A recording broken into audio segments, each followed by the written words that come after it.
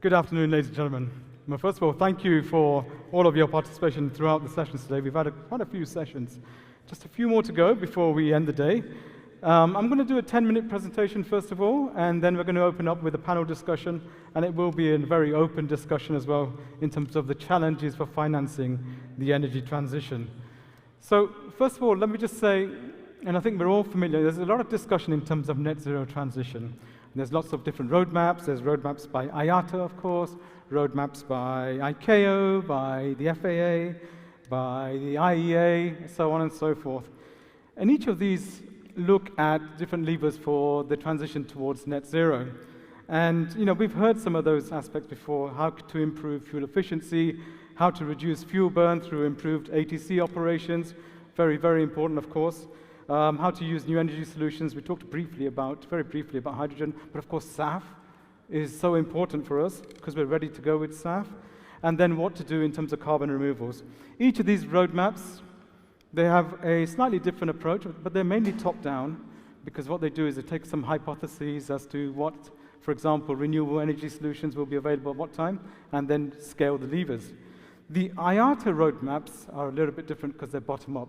So we actually take the granularity and see what solutions there are, when they'll be ready, how they can be scaled up, what policy conditions are necessary. So the reason I'm stating that is because it allows us, with the right level of detail, to understand what the financing aspects are to actually get towards net zero.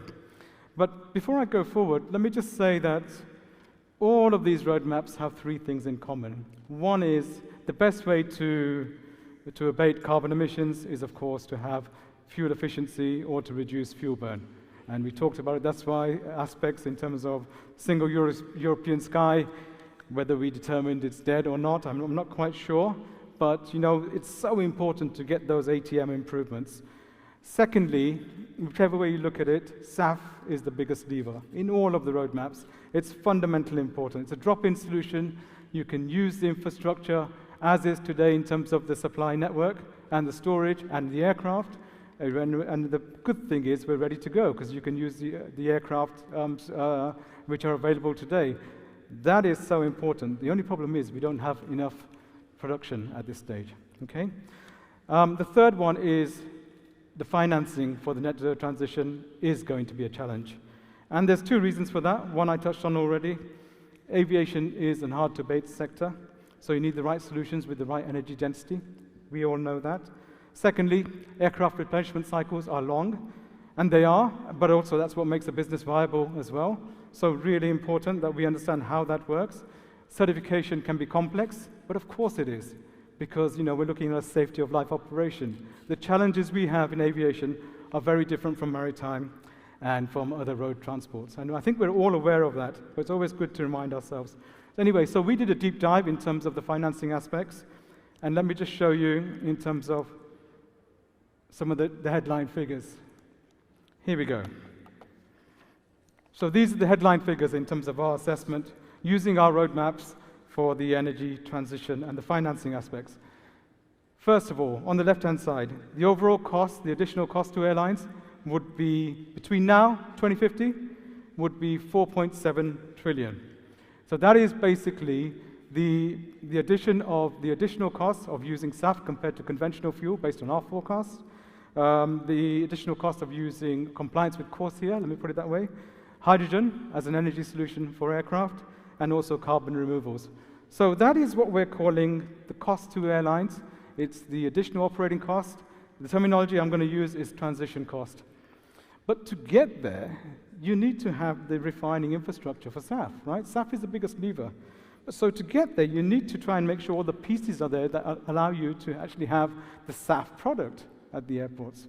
So what's needed there? Well, first of all, you need to have the renewable fuel plants to be available. And by our calculations, you would need, this is global, all the figures I present are global, you would need between 3,000 to over 6,500 renewable fuel plants, of which SAF is just one product output. So let's not forget, you have various product outputs from a renewable fuel facility, you have renewable diesel and other products as well. So as you develop these plants, what we basically have are solutions not just for aviation, but for other industries as well. right? So aviation cannot solve its energy transition by itself. It's a multi-sector approach, and all governments need to understand that this is all interlinked, basically. And when I talk about the renewable fuel facilities, I'm talking about the overall facility, not just for SAF itself. But the potential capex that's required for those renewable fuel facilities could range between 4 to 8 trillion overall for the multi-product facilities. Okay, so they're the two components. One side, the additional cost of the airlines on the left-hand side.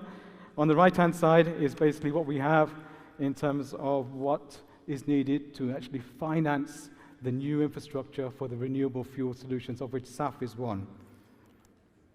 Here, I'm going to step through this very quickly. It's just some background information as to how we've come to those big numbers. First of all, this shows the transition away from fossil fuels for aviation. And so you can see progressively how sustainable aviation fuels by 2050 takes up 90% of the overall solution for fuel. And only a small percentage remaining for conventional fuel, according to our roadmaps, and therefore the use of carbon removals.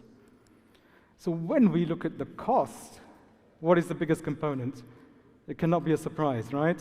Of course, the biggest component is SAF. Over 81% of that 4.7 trillion is driven by the usage of SAF, and that is bio-SAF and that is e-SAF as well. 14% from carbon removals, 4% from hydrogen, and 1% in terms of Corsair. And when we look at that annual transition cost to airlines, you know, it's going to change, of course. It's going to ramp up quite dramatically. But we're looking at a cost of additional cost of around 1 billion, 2025. When we get to 2050, we're looking at an additional cost of, as you see here, 744 billion to the airlines to make this work.